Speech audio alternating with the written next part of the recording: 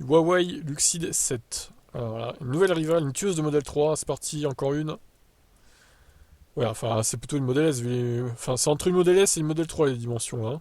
4,97 m de long, 1,96 m de large, 1,47 m de haut, empattement 2,95 m, la berline affiche des lignes fluides et un profil fastback bien réussi avec un coefficient de traînée de 0,203. Elle témoigne aussi d'une aérodynamique bien pensée, des feux à LED à l'avant rappelant la Porsche Taycan, un lettrage discret Luxid à l'arrière, un toit panoramique contribuant à son esthétique sophistiquée. L'écran tactile à l'intérieur 19,5 pouces, HarmonyOS 4.0. Donc les conducteurs bénéficient d'un combiné numérique de 12,3 pouces, le coffre étant de 420 litres de capacité. L'habitacle propose 25 espaces de rangement, 292 chevaux en version 4 roues motrices et... Alors attends, propulsion 292 chevaux, version intégrale combinant donc 292 plus 204. Ok. Ces choix offrent des accélérations de 0 à 100 en 4 secondes 9 et 4 secondes 5. Sérieux? Il n'y a que 4 dixièmes entre les deux versions? Bon, c'est bizarre, non, c'est pas possible.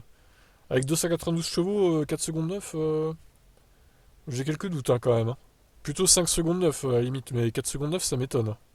Je pense qu'il y a une coquille là, c'est pas possible. Il n'y a pas assez de différence entre les deux accélérations pour que ce soit un chiffre réaliste.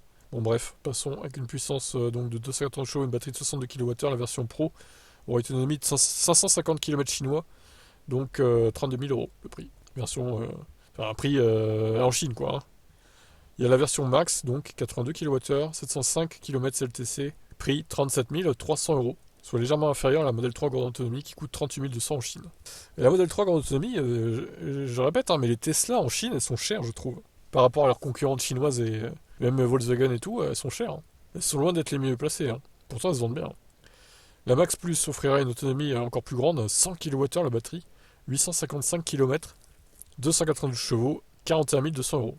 Et Max RS, donc version sportive, 496 chevaux, 82 kWh, 45 000 euros. Bon, au moins, il y a plein de gammes différentes pour tous les goûts, hein, pour toutes les envies. Le Luxi D7 intègre également le système de conduite autonome, semi-autonome de niveau 3, ADS 2.0, déployé dans 45 villes chinoises. Équipé de capteurs LiDAR, de radars et de caméras, ce système permet une conduite plus sécurisée et relaxante, prenant en charge la direction, l'accélération, le freinage, dans certaines conditions. Ok, bon bah, à voir si cette voiture arrivera en Europe un jour ou pas. Je vous laisse commenter. Qu'en pensez-vous?